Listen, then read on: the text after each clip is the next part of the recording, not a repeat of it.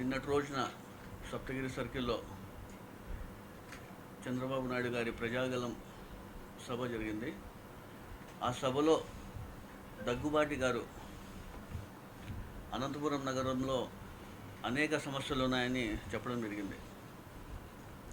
YCP ప్రభుత్వం వచ్చినప్పటి నుంచి దగ్గుబాటి గారు హైదరాబాద్లో ఉండి ప్రతిరోజు ఎక్కడెక్కడ గుంతలు ఉన్నాయి, ఎక్కడెక్కడ అభివృద్ధి కాలేదు, ఏ రోడ్లు వేయలేదని చూసుకుంటూ ఉన్నారు. ఆయన నెల రోజుల ముందు వచ్చి అవన్నీ ఇప్పుడు చెప్పడం జరుగుతుంది. అయ్యా దగ్గుబాటి గారు, మీరు నెల రోజుల ముందు వచ్చి ఈరోజు అనంతపురం నగరాన్ని అభివృద్ధి కాలేదని చెప్తున్నారు. ఫస్ట్ అనంతపురం నగరంలో ఎన్ని డివిజన్లు ఉన్నాయి, అనంతపురం కాన్స్టిట్యున్సీలో ఎన్ని డివిజన్లు ఉన్నాయి, ఎన్ని పంచాయతీలు ఉన్నాయి, ఎంత విస్తీర్ణత ఉంది, ఫస్ట్ కొంచెం బేసిక్ నాలెడ్జ్ పెట్టుకొని మాట్లాడితే బాగుంటుందని దగ్గుబాటి గారిని తెలియజేస్తున్నాను. ఈరోజు 40 ఏళ్ళుగా గౌరవ శాసనసభలో అనంత వెంకటరామరెడ్డి గారు రాజకీయాల్లో ఉన్న విషయం ఆయనకి తెలియదేమో కానీ 4 సార్లు ఎంపీగా, ఒకసారి ఎమ్మెల్యేగా, మరోసారి ఎమ్మెల్యేగా కంటెస్ట్ చేస్తున్నారు. గత 30-40 సంవత్సరాలు జరిగిన అభివృద్ధి ఈరోజు మన గౌరవ శాసనసభలో అనంత వెంకటరామరెడ్డి గారు అనంతపురం నగరానికి 1100 కోట్ల రూపాయలతో అభివృద్ధి కార్యక్రమాలు చేసినారంటే ఒకసారి మీరందరూ కూడా గమనించాల్సిన అవసరం ఎంతైనా తెలియజేస్తున్నారు. ఎప్పుడు మాట్లాడినా డంప్యార్డ్ షిఫ్ట్ చేయలేదు, డంప్యార్డ్ని ఏం చేయలేదు అని చెప్పి మాట్లాడుతుంటారు. దాదాపుగా 30-40 సంవత్సరాల నుంచి చెత్త అక్కడంతా పేరుకుపోయిన చెత్తని మన ప్రభుత్వం వచ్చిన తర్వాత బయోమైనింగ్ ప్రాసెస్ ద్వారా 26 కోట్ల రూపాయలతో ఈరోజు దాన్ని మొత్తం క్లియర్ చేస్తే ఎప్పుడు చూసినా డంప్యార్డ్ సమస్యల గురించి మాట్లాడతాడు ఆయన. హాస్పిటల్స్ ఏం అభివృద్ధి చేయలేదు, హాస్పిటల్లో ఏం సౌకర్యాలు లేవంటాడు ఆయన.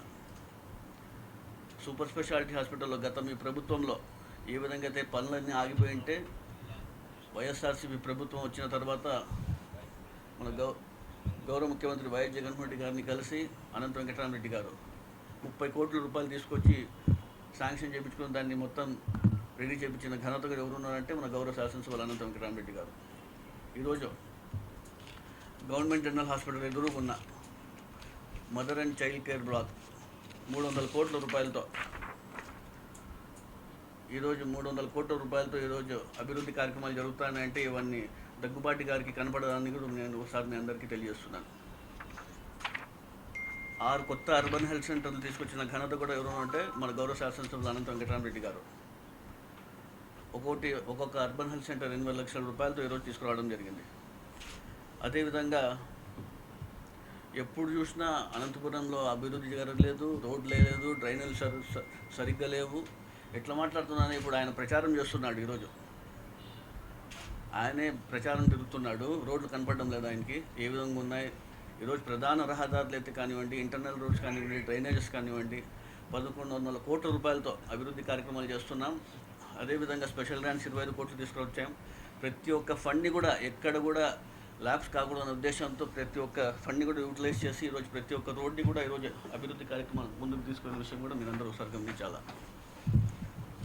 అదేవిధంగా అండర్ గ్రౌండ్ డ్రైనేజ్ అంటాడు. ఎలక్షన్ ముందు మీరు అండర్ గ్రౌండ్ డ్రైనేజ్ చెప్పారు, దాన్ని ఇప్పటివరకు దానికి ఏ పరిష్కారం చేయలేదు అంటాడు.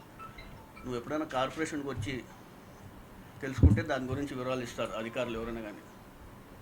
కరోనా వచ్చింది రెండేళ్ళు, దాని నుంచే మేమందరూ కరోనా నుంచే కొంచెం లేట్ అయింది తప్ప ఇది ప్రతి ఒక్కటి కూడా ప్రాసెస్ జరుగుతుంది విషయం ఆయన తెలియదు.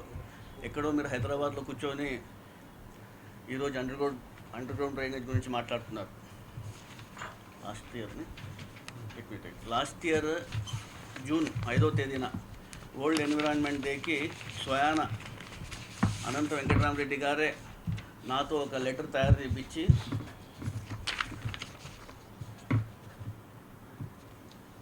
భూపేంద్ర యాదవ్జీ సెంట్రల్ మినిస్టర్ని కూడా నేను కలవడం జరిగింది జూన్ 5వ తారీఖున. ఆ రోజు పోయి నేను ఇట్లా అండర్ గ్రౌండ్ సమస్య ఉంది, అనంతపూర్కి ఖచ్చితంగా కావాలా ఇది అని చెప్పడంతోనే వాళ్ళు అప్పటి నుంచి ఆఫీస్ మెమోరాండం 10th జూలైన ఆఫీస్ మెమోరాండం కూడా వచ్చింది. మీరు డిపిఆర్ పంపించండి, 750 కోట్ల రూపాయలతో డిపిఆర్ని కూడా రెడీ చేసి మేము పంపించడం కూడా జరిగింది. 10th జూలై కూడా రావడం జరిగింది. ఇది ఒకసారి ఆయన గమనించాలి. ఇది వచ్చినాక మేమంతా రెడీ చేసి డిపిఆర్ని కూడా రెడీ చేసి పైన కూడా పంపించడం జరిగింది. 750 కోట్ల రూపాయలతో డిపిఆర్ను కూడా రెడీ చేసి మేము పైన కూడా పంపించడం జరిగింది. ఏది తెలియకోకున్నట్లు ఇక్కడ ఏది తెలియకోకున్నట్లుగా మీరు మాట్లాడడం ఇది హాస్యాస్పదంగా ఉంది. ప్రతి ఒక్కటి కూడా ప్రాసెస్లో ఉంది. అండర్ గ్రౌండ్ డ్రైనేజ్ గురించి ప్రతిసారి మాట్లాడతాడు ఆయన. నువ్వు తెలుసుకొని మాట్లాడు, కార్పొరేషన్లో ఏం జరుగుతుందా ఏం లేదు ప్రతి ఒక్కటి తెలుసుకొని మాట్లాడితే కూడా బాగుంటుంది. అదే రోజు కూడా జూన్ 6వ తేదీన ఈనాడులో వచ్చింది, సాక్షిలో కూడా వచ్చింది. నేను సెంట్రల్ మినిస్టర్ కలిసిండేది అండర్ గ్రౌండ్ గురించి కావాలని చెప్పి మాట్లాడడం కూడా జరిగింది. ఊరికే నేను చెప్పేది కాదు, ఇవన్నీ ఉండే వాస్తవాలు చెప్తున్నాయి. ఇవన్నీ ఇవి రెండు కూడా ఈనాడు కానివ్వండి, సాక్షి కానివ్వండి, రెండిట్లో వచ్చింది. ప్రతిసారి ఏదో నోటుకు వచ్చినట్లు మాట్లాడేది కాదు. ఆ స్క్రిప్ట్ రాసిచ్చే వాళ్ళు కూడా స్క్రిప్ట్ రాసిచ్చింది కూడా ఆయన సరిగ్గా చెప్పలేకపోతున్నాడు. ఆయన ఏదో ఎవరో రాసిస్తున్నారో మాట్లాడు తప్ప అదే. నిన్న ఇంకో మాట అన్నాడు ఆయన, ఒక డమ్మీ మేయర్ని పెట్టుకొని అనంత వెంకటరామరెడ్డి గారు అవినీతి చేస్తున్నారండి. నువ్వు నన్ను విమర్శిస్తే మా ముస్లిం సమాజానికే నువ్వు అవమానించినట్లు. ఇది నేను ఖచ్చితంగా చెప్తున్నాను. ఈరోజు మేమందరం కూడా నీతి నిజాయితీగా అందరు యూనిటీగా ఉండేది ఒక డమ్మీగా నీకు కనపడుతుందా? ఈరోజు అనంతపురం నగరం అభివృద్ధి చెందిందంటే ఈరోజు మేమందరం కూడా యూనిటీగా ఉన్నంత కారణమే ఈరోజు అనంతపురం నగరం ఏ విధంగా అభివృద్ధి చెందడం మీరు అందరూ ఒకసారి గమనించాలా. అదేవిధంగా గతంలో మనం చూసుకుంటే ఎమ్మెల్యే, ఎంపీ, మేయర్ ఏ విధంగా వాళ్ళందరూ కూడా ఎప్పుడు ఇష్యూస్ క్రియేట్ చేసుకొని నగరాన్ని ఏ విధంగా నాశనం చేస్తున్నాడు కూడా మీరు అందరూ ఒకసారి గమనించాలా. ఎప్పుడు పడితే ఏంది పడితే మాట్లాడితే కూడా మేము ఊరికే ఉన్నాం. ఈరోజు ఒక ముస్లింలకి మీరు ఎప్పుడూ ప్రాధాన్యత లేదు. ఒక ముస్లింలకు వైఎస్ఆర్ ప్రభుత్వం అంత మంచి పదవి ఇస్తే ఈరోజు మీరు హేళనగా మాట్లాడుతున్నారు. ప్రజలందరూ గమనిస్తున్నారు, ముస్లిం సోదరులందరూ గమనిస్తున్నారు. రాబోయే ఎన్నికల్లోకి నీకు ఖచ్చితంగా బుద్ధి చెప్తారని కూడా తెలియజేస్తున్నారు. ఈరోజు నువ్వు ముస్లిం సమాజానికి అవమానించినట్లు మాట్లాడుతున్నావు. ఖబర్దార్, జాగ్రత్త అని చెప్పి దగ్గుబాటికి నేను చెప్తున్నాను. అదేవిధంగా ఈరోజు అభివృద్ధి జరుగుతా అంటే దీనికి డమ్మి అంటావా నువ్వు? వచ్చి 30 రోజులు అయింది. ఈరోజు అనంతపురం నగరంలో ఏ విధంగా దాడులు జరుగుతున్నాయని ప్రతి ఒక్కరు కూడా గమనించాలా. ఈరోజు రామకృష్ణ కాలనీలో నగేష్ గారి పైన మీరు దాడుల్ని ప్రోత్సహించేది కరెక్ట్ కాదా? ఇది కరెక్టేనా? ఇది ఎప్పుడైనా 5 సంవత్సరాల్లో వైసీపీ ప్రభుత్వంలో అనంత వెంకటరామరెడ్డి గారి ఆధ్వర్యంలో ఎక్కడైనా ఇలాంటి ఒక్క గొడవైనా జరిగిందా? ప్రజలందరూ గమనిస్తున్నారు. నువ్వు వచ్చిన 30 రోజులకే ఈరోజు దాడులు జరుగుతున్నాయంటే దీన్ని నువ్వు ప్రోత్సహిస్తున్న విధంగా మీ అందరూ తెలుస్తున్నాను. అదేవిధంగా ఆయన కృషి వల్ల ఈరోజు అనేక అభివృద్ధి కార్యక్రమాలు కానివ్వండి, హంద్రీనివా ప్రాజెక్ట్కి సాధ్యమైనట్టు కూడా అనంత వెంకటరామరెడ్డి కృషి కూడా మీ అందరూ తెలుస్తున్నాను. ఈరోజు అనంత వెంకటరామరెడ్డి గారి కృషి వల్లే కరువు ప్రాంతాలకు కూడా కృష్ణా జలాలు వస్తున్నాయంటే కూడా అనంత వెంకటరామరెడ్డి గారితోనే ఆయన కృషి అని కూడా మీ అందరూ తెలుస్తున్నాను. రాప్తాడు ప్రసాద్ రెడ్డి గారి హత్య కేసులో నువ్వు నిందితుడుగా ఉన్నావు. ఇవన్నీ నువ్వు ప్రోత్సహించుకుంటూ ఈరోజు ఏ విధంగా దాడులు చేపిస్తున్నావు ప్రజలందరూ గమనిస్తున్నారు. నువ్వు నన్ను మాట్లాడేదా ఒక ముస్లిం మైనార్టీ గురించి నువ్వు ఈరోజు మాట్లాడుతున్నావు. ముస్లింలతో అంత చులకనా నీకు? జాగ్రత్తగా మాట్లాడడానికి కూడా మీ అందరూ తెలుస్తున్నాను. నువ్వు వచ్చిన నెలకే ఇన్ని దాడులు, ఇన్ని కక్షలు సాధింపులు జరుగుతుంటే అనేక విషయాలపైన ప్రతి ఒక్కటి డమ్మిగా మాట్లాడుతావు. అవినీతి అక్రమాలు అంటున్నావు నువ్వు.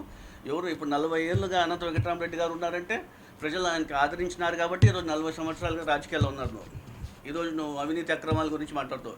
ఏదైనా ప్రూఫ్ ఉంటే మాట్లాడు. ఊరికే మాట్లాడితే ప్రూఫ్ పెట్టుకొని మాట్లాడు. అవినీతి అక్రమాలంటే ప్రజలు ఆయన కల్పించేవారా ఇన్నిసార్లు?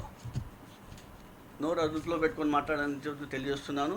రాబోయే రోజుల్లో ఖచ్చితంగా మన గౌరవ ముఖ్యమంత్రి వైఎస్ జగన్మోహన్ రెడ్డి గారికి, అదేవిధంగా మన అనంతపురం శాసనసభ్యులు అనంత వెంకటరామరెడ్డి గారికి, శంకరనారాయణ ఎంపీ పార్లమెంట్ అభ్యర్థికి అందరూ కూడా పెద్ద ఎత్తున మెజార్టీతో పెద్ద ఎత్తున గెలిపిల్లని కోరుకుంటూ ఇంతటి మంచి అవకాశం మీ అందరూ తెలియజేస్తున్నాను. వస్తా.